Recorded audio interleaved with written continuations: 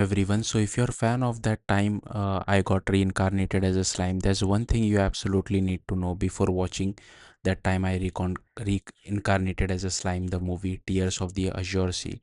Do not leave when the credits start rolling. On the surface, Tears of the Azure Sea already delivers everything you would expect from a slime movie.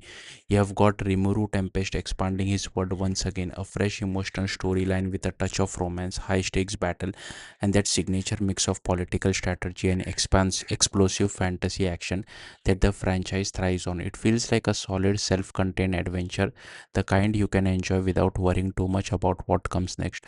But then the credit hits, and that's where everything changes.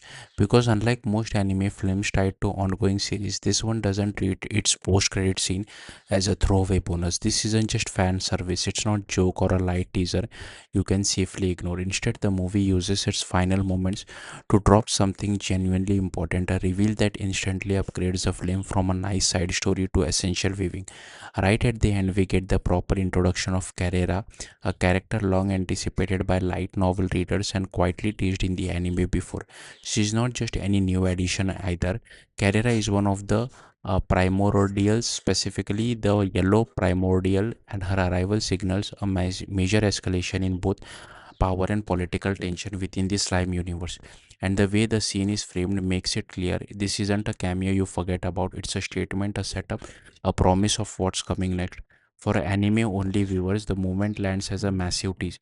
You instantly feel like something bigger is on the horizon. But for long-time fans of that time, I got reincarnated as a slime light novel, it means even more. It directly points towards one of the most important arcs in the story, the events around volume level. That's a turning point for the entire series. This is where the role of the primordials expand in a big way. The scale of the world grows, the power dynamics shift, and Rimuru Tempest influence starts reaching into far more dangerous territory. Characters like Carrera aren't just powerful, they are transformative. They change the balance of the story the moment they enter it, which is exactly why these scenes matter so much. Because what Tears of the Azure Sea does very cleverly is bridge the gap between movie and the future of the anime.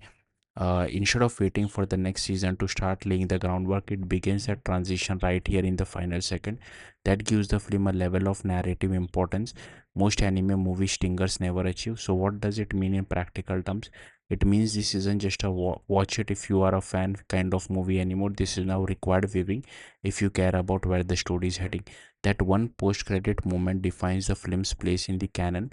For casual viewers, it's a cool surprise. For dedicated fans, it's the most important scene in the entire movie because it confirms something big. The anime is moving towards one of its most exciting arcs yet, and it's bringing in some of the most powerful and compelling characters to do it. So, when you watch Tears of the Azure Sea, enjoy the battles, the story, and the character moments. But when the credit starts rolling, stay right where you are because missing those final moments means missing the future of slime itself. Thank you for watching. Bye.